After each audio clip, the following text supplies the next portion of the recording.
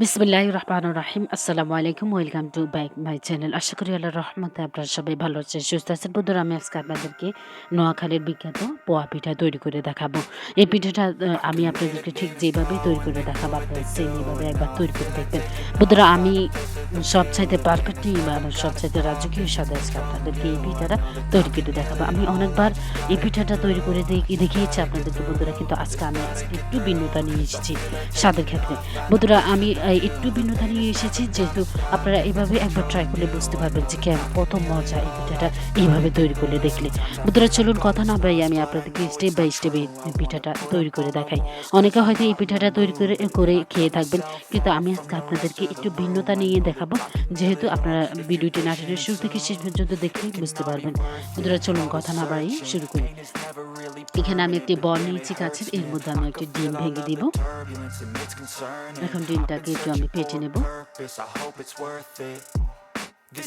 আমার ডিমটা ফেটানো হয়ে গেছে। এর মধ্যে আমি আধা কাপ চিনি অ্যাড করে দিয়েছি। বন্ধুরা, আপনারা যে পরিমাণ চিনি খেতে পছন্দ করেন ওই পরিমাণ চিনি আপনারা এখানে অ্যাড করে দিয়ে দিবেন।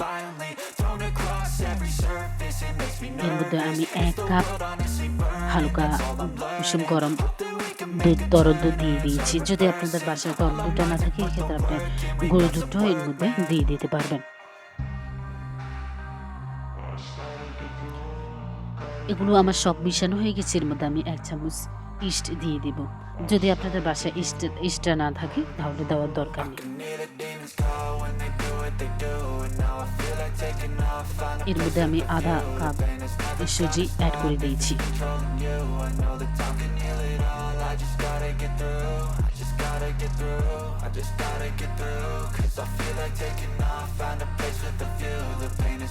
এক কাপ আটা বা ময়দা যে কোনো একটা থাকলে আপনি এর মধ্যে 1 কাপ দিয়ে দিবেন। অর্থাৎ আপনি যে পরিমাণ পিঠাটা তৈরি করবেন সেই পরিমাণ আটা বা ময়দা যে কোনোটা একটা থাকলে আপনি 1 কাপ বা 2 কাপ আপনারা যে পরিমাণ নেবেন সেই পরিমাণ দিয়ে দিবেন এর মধ্যে। বন্ধুরা, এর মধ্যে আমি পরিমাণ মতো লবণও অ্যাড করে দিয়েছি। এখন এগুলোকে আমি ভালো করে মেখে নেব। বন্ধুরা, এইগুলোকে ভালো করে মেখে নেওয়ার পরে এগুলোকে আপনি 10 মিনিট রেখে দিবেন। তাহলে কিন্তু আপনার পিঠাটা দেখবেন ফুলবে। না হলে কিন্তু এটা খুব বেশি একটা ফোলা যাবে না।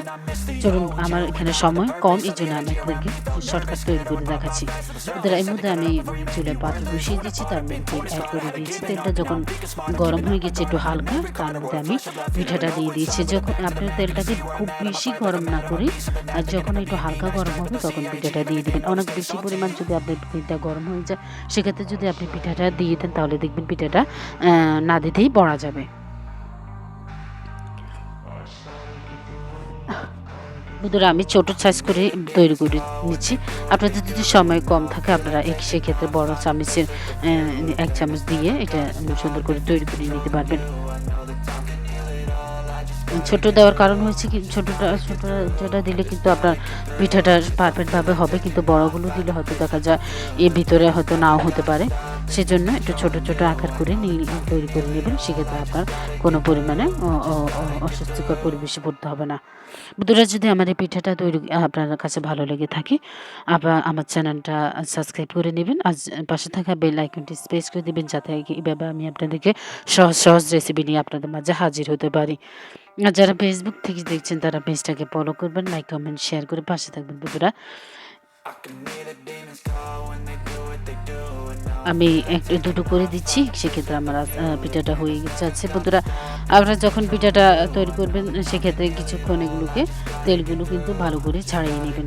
সেক্ষেত্রে বেশি পরিমাণে তেল খেলে কিন্তু পেটের খুব সমস্যা হবে। আমি কিন্তু আপনাদেরকে দেখাচ্ছি যে পিঠাটা আমি তৈরি করে উঠিয়ে নিচ্ছি। আসলে না, কিছুক্ষণ আমি এই পিঠাটাকে ভালো করে তেলটা ছাড়িয়ে তারপর আমি এগুলোকে তুলে নিচ্ছি। যেহেতু খুব বেশি একটা সময় নিয়ে আমি আপনাদেরকে এই পিঠাটা তৈরি করে দেখাচ্ছি না, সেহেতু এই পিঠাটা আমি আপনাদেরকে যেভাবে দেখাচ্ছি যাতে আপনাদের খুব বেশি সময় নষ্ট না হয়।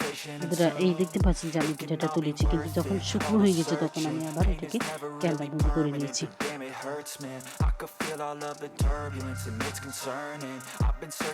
আমার পিঠার তো প্রায় তৈরি হয়ে যাচ্ছে বন্ধুরা। দেখা হবে পরবর্তী কোনো ভিডিওতে। সে পর্যন্ত আপনারা ভালো থাকবেন, সুস্থ থাকবেন। আল্লাহ হাফেজ। আসসালামু আলাইকুম ওয়া রাহমাতুল্লাহি ওয়া বারাকাতুহু।